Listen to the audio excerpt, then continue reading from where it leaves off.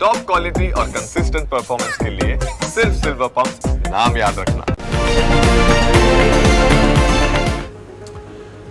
તો દર્શક મિત્રો, સ્ટોક ગુરુમાં અમે આપના માટે સવાલો મગાવીએ છીએ વોટ્સએપ પર. અમારો વોટ્સએપ નંબર પણ અમને સ્ક્રીન પર બતાવી દઈશું, અને એ સવાલો જે છે તે સવાલોના જવાબો સેબી રજિસ્ટર્ડ માર્કેટ એક્સપર્ટ આપણી સાથે જે દરરોજ જોડાય છે તેમની પાસેથી આપણે મેળવવાની કોશિશ કરી રહ્યા છીએ. 6359360360 પર તમે આપનો સવાલ અમને મોકલી આપો. નામ, શહેરનું નામ અને શેરનું નામ, ખરીદીની કિંમત અને હોલ્ડિંગ સમય. જો એ ટાઈમ પિરિયડ પણ તમે લખો તો અમે બરાબર યોગ્ય સલાહ તમને આપી શકીએ. પહેલો સવાલ છે ગોધરાથી અનિલભાઈનો. ભારતી એરટેલ સ્ટોક ખરેખર બઝિંગ છે. આમની ખરીદી 1600 રૂપિયાની છે, એટલે અત્યારે ફિલહાલ તેઓ પ્રોફિટમાં જરૂર છે. હવે વ્યૂ તેમનો જે છે તે મીડિયમ ટર્મ આઉટલુકના હિસાબથી બની રહ્યો છે. ભારતી એરટેલ માર્કેટ કેપ જબરદસ્ત એક્સપેન્શન અત્યારે બતાવી રહી છે.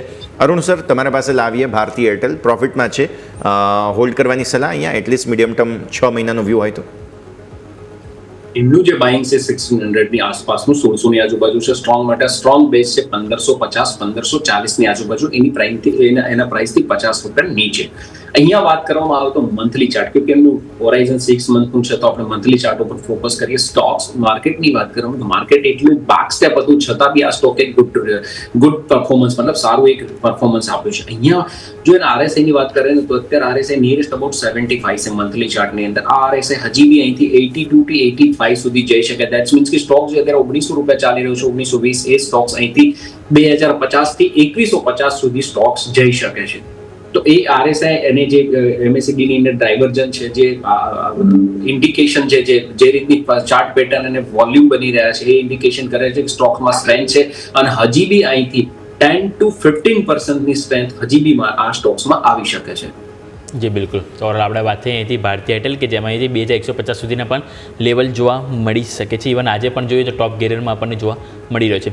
બીજો સવાલ છે દાહોદથી હેમલભાઈનો. એમણે ઇન્ડસ ટાવર તેમણે ખરીદેલા છે અને 327 રૂપિયાની એમની ખરીદી જોવા મળી રહી છે.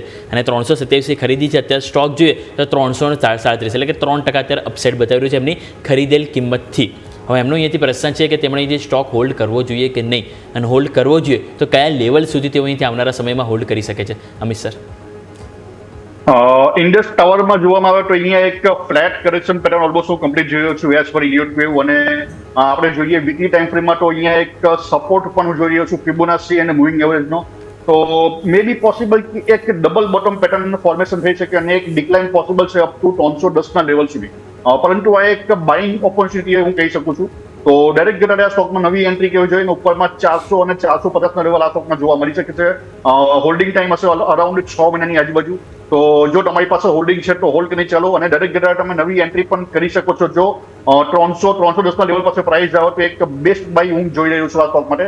તો ડાયરેક્ટ ગેટરે પણ આ સ્ટોક બાય કરી શકાય છે, અને ઉપરમાં 400 અને 450 ના લેવલ આ સ્ટોકમાં જોવા મળી શકે.